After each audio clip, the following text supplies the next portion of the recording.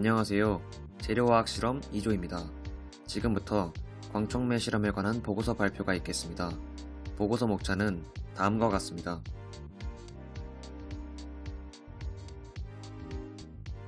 첫 번째, 실험 목적입니다. 254나노미터의 UV 램프에서 염료와 광촉매 물질에 따른 광화학 반응을 관찰하고 양과 시간에 따라 어떻게 변화하는지 확인합니다. 두 번째, 실험 결과 및 요약입니다. 메틸렌 블루, 로다민 B 수용액이 광촉매의 첨가로 인해 빛에 분해되었고 시간이 지남에 따라 더 많이 분해되었음을 확인했습니다. 그러나 광촉매의 양에 따른 분해 정도의 차이는 미미했습니다. 지금부터는 실험 이론입니다. 광화학 반응이란 빛에 의해 새로운 물질을 합성하거나 기질의 변화를 주는 화학 반응을 의미합니다. 광화학 반응에서는 빛이 반응 분자에 대한 활성화 에너지를 부여하므로 자유에너지가 증가하는 반응도 일어날 수 있는데 그 예시로는 아래 그림과 같이 광합성이 있습니다. 다음으로는 촉매입니다.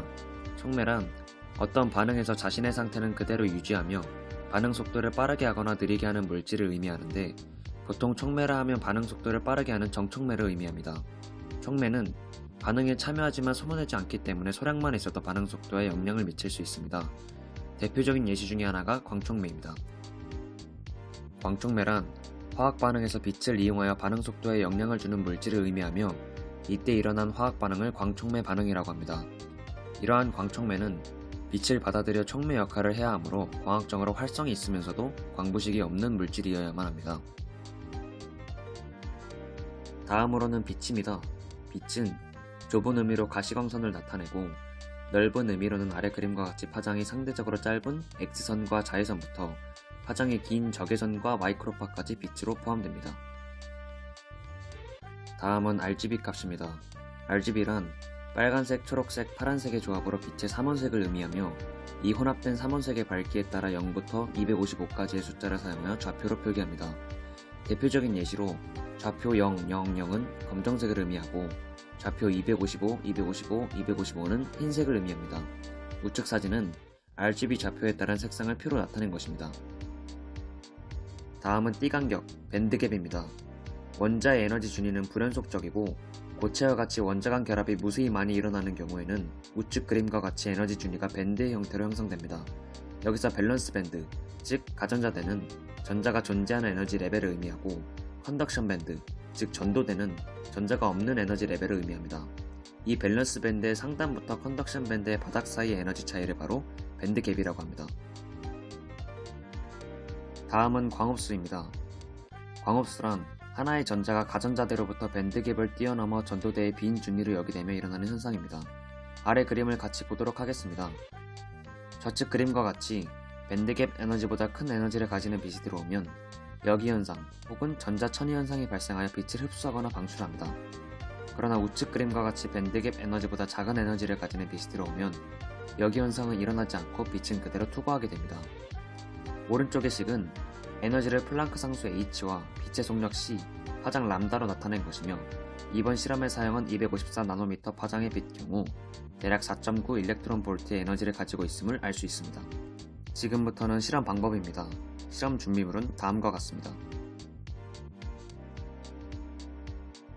우선 첫 번째로 광촉매 물질 갈륨 옥사이드와 이산화타이타늄을 각각 0.05g 2개, 0.1g 2개씩 총 8개로 계량 소분합니다. 두 번째, 염료 메틸렌 블루와 로다민 B를 각각 3mg으로 계량 소분한 뒤 증류수 150ml가 담긴 비커에 담아 수용액을 만듭니다. 아래 그림의 파란색 용액이 메틸렌 블루 수용액이고 분홍색 용액은 로다민 B 수용액을 나타냅니다. 세 번째, 8개의 계량 소분한 갈륨 옥사이드와 이산화타이타늄의 메틸렌 블루 수용액과 로다민 B 수용액을 3ml씩 주입한 후 혼합합니다. 네 번째, 빈 상자에 알루미늄 호일을 씌워 암상자를 제작한 후 앞서 만든 8개의 혼합물을 아래와 그림과 같이 암상자 안에 넣습니다. 다섯 번째, 암박스 위에 254나노미터의 UV 램프를 놓고 새는 빛이 없도록 아래 그림과 같이 호일로 감쌉니다. 그 후 5분 간격으로 총 30분 동안 암박스 안의 시료들의 변화를 관찰합니다. 다음은 로우 데이터입니다. 아래 표는 염료의 종류, 광촉매의 종류와 양에 따라 시간이 흐르면서 RGB 값이 어떻게 나타나는지를 도식적으로 나타낸 것입니다. 8개의 시류 모두 시간이 지남에 따라 RGB 값이 상승하여 255에 가까워졌음을 알 수 있습니다. 아래 그림은 시간에 따라 8개의 시료가 어떻게 변화하였는지 거시적으로 확인할 수 있습니다. 시간이 흐를수록 8개의 시료는 점차 묽어지고 흰기를 띠는 것을 알 수 있습니다. 다음으로 실험 결과입니다. 아래 그래프를 통해 염료의 종류, 광촉매의 종류와 양에 따라 시간이 지나면서 RGB 값이 각각 어떻게 변화하였는지 쉽게 확인할 수 있습니다. 8개의 경우 모두 시간이 지남에 따라 RGB 값이 상승하였음을 알 수 있으나 동일한 염료, 동일한 광촉매에서 양이 0.05g과 0.1g일 때의 초기 RGB 값과 최종 RGB 값의 변화폭은 거의 차이가 없음을 확인할 수 있습니다. 이는 이번 실험에서 광촉매의 양이 염료의 분해 정도에 큰 영향을 미치지 못했음을 의미합니다.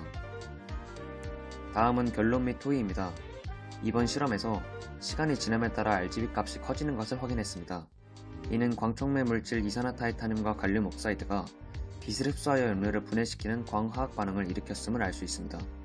광흡수가 일어난 것으로 보아 이산화타이타늄과 갈륨 옥사이드 모두 앞서 실험 이론에서 구했던 254나노미터 파장이 가지는 빛의 에너지, 즉 4.9 일렉트론 볼트보다 작은 밴드갭 에너지를 가지는 것을 알 수 있었습니다.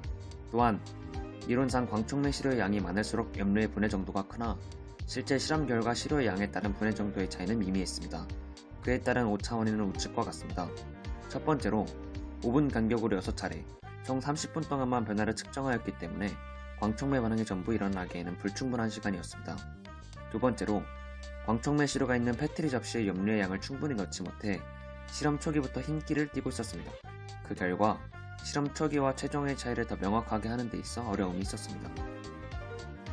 마지막으로 적용 및 파급 효과입니다. 광촉매를 활용한 사료로는 새집 증후군과 공기청정기가 있습니다. 새집 증후군이란 새 집이나 새 가구로부터 나오는 포름알데히드와 휘발성 유기화합물을 흡입하여 생기는 비염, 두드러기, 천식, 아토피 등으로 과거에 없던 현대병입니다. 광촉매인 이산화타이타늄을 벽면에 뿌려 코팅을 한 후 자외선을 쬐면 강한 산화력을 가진 하이드록시 라디칼과 슈퍼옥사이드를 생성하게 됩니다. 이 물질들이 유기화합물을 산화 분해시켜 물과 탄산가스로 변화시키고 공기를 정화하게 됩니다. 공기청정기의 원리도 이와 유사합니다. 이상 재료화학 실험 2조의 보고서 발표를 마치도록 하겠습니다. 감사합니다.